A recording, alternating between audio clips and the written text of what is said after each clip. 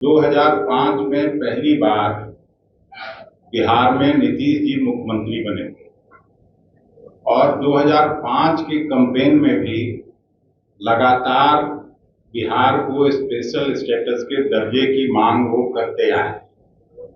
4 चुनावों में लगातार उनका ये मांग बरकरार रहा। कई बार बिहार विधानसभा में सभी दलों के प्रतिनिधियों को ले जाकर और प्रधानमंत्री जी से भी उन्होंने मांग की और सभी दलों ने उनका इस मुद्दे पर साथ दिया। नीति आयोग का लगातार हर साल जो राज्यों का रिपोर्ट आता है उसको भी अगर ठीक ढंग से देखा जाए तो बिहार हमेशा से पिछड़ता जा रहा है। जो बिहार, हम अभी अपने बजट भाषण में भी इस इशू को उठाए थे और इस डिमांड को प्रेस करके मैं कहा था कि बिहार एक तो हमेशा से सुखाड़ और बाढ़ की समस्या से ग्रसित है, दूसरा सबसे पीछे छूटा हुआ राज्य हो गया। सभी मानकों पर, चाहे वो स्वास्थ्य का मानक हो, शिक्षा का मानक हो, इंडस्ट्रियलाइजेशन का मानक हो, सभी बड़े राज्यों में 28वें स्थान पर, एकाध अगर छोड़ दीजिए तो 27वें स्थान पर है। और जिस तरह से भारत सरकार ने ये मांग खारिज की, ये कह के कि बिहार उस पैरामीटर पर नहीं आता है। मैं उस दिन भी कहा था कि कोई भगवान, अल्लाह और क्राइस्ट तो मानक बनाते नहीं हैं। मानक तो अपना सरकार बनाती है। मानक कई बार पैरामीटर उसको चेंज करके जब करना होता है तो किया जाता है। तो बिहार के मामले में ऐसा क्यों हो रहा है? इसलिए बिहार कांग्रेस ने फैसला किया है और कल भी हम लोग इंडिया गठबंधन के सभी लोगों ने हाउस जाने के पहले इस इशू को उठाए थे। राष्ट्रीय जनता दल, माले और कांग्रेस के सभी हम साथी वहां इस इशू को उठाए थे और हम आज आपके बीच ये घोषणा करते हैं कि प्रदेश भर में इस विशेष दर्जे को लेकर चरणबद्ध आंदोलन बिहार कांग्रेस करने जा रही है। 12 अगस्त को प्रदेश के वरिष्ठ नेतागण सभी जिला मुख्यालय में प्रेस वार्ता करेंगे। 13 और 14 अगस्त को सुविधानुसार सभी प्रखंड मुख्यालयों पर विशेष राज्य के दर्जे को लेकर धरना कार्यक्रम होगा। इस कार्यक्रम में जिला प्रभारी, विधायक, पूर्व प्रत्याशी, प्रदेश डेलीगेट, एआईसीसी डेलीगेट अपने अपने प्रखंड के कार्यक्रम में उपस्थित होंगे। द्वितीय चरण में जिला स्तरीय एवं तृतीय चरण में प्रदेश स्तरीय कार्यक्रम होगा।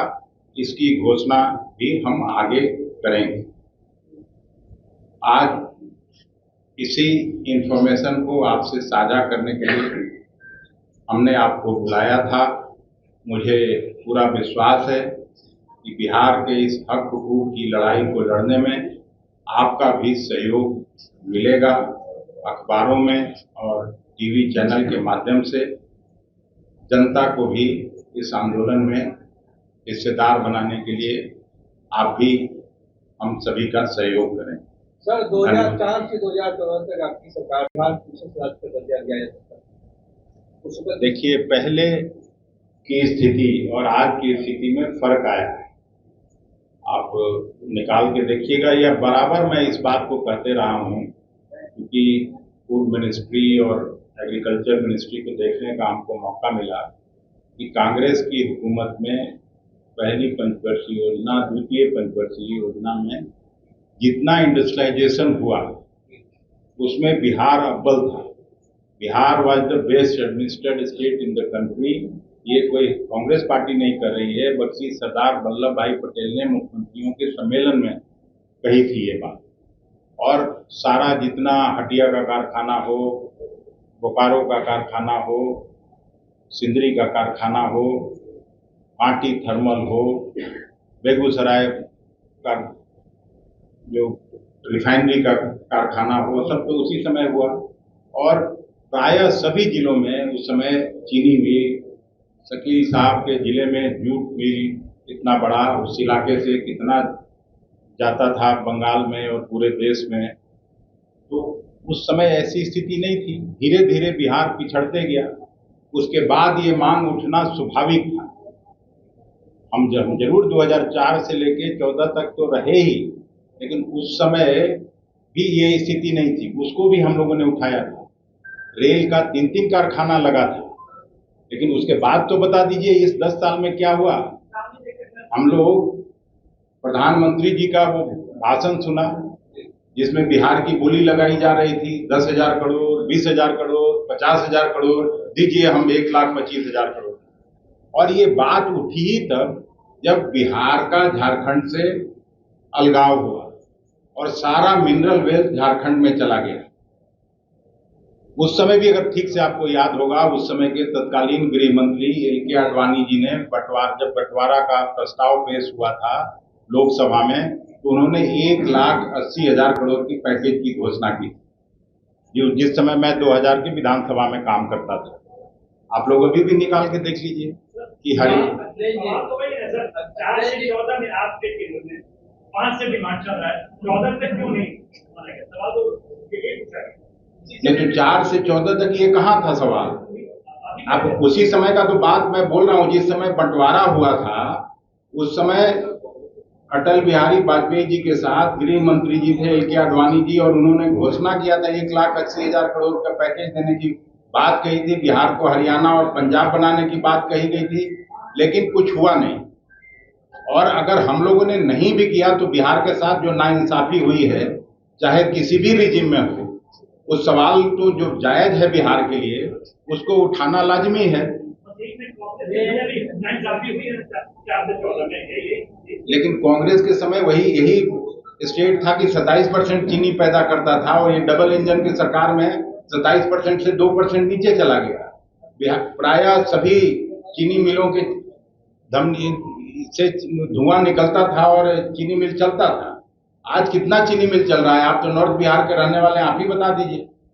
यहाँ बेटा में चीनी मिल था, वारसलीगंज में चीनी मिल था, गुरारू में चीनी मिल था, सब तो चलता था। नॉर्थ बिहार में तो सब जगह था।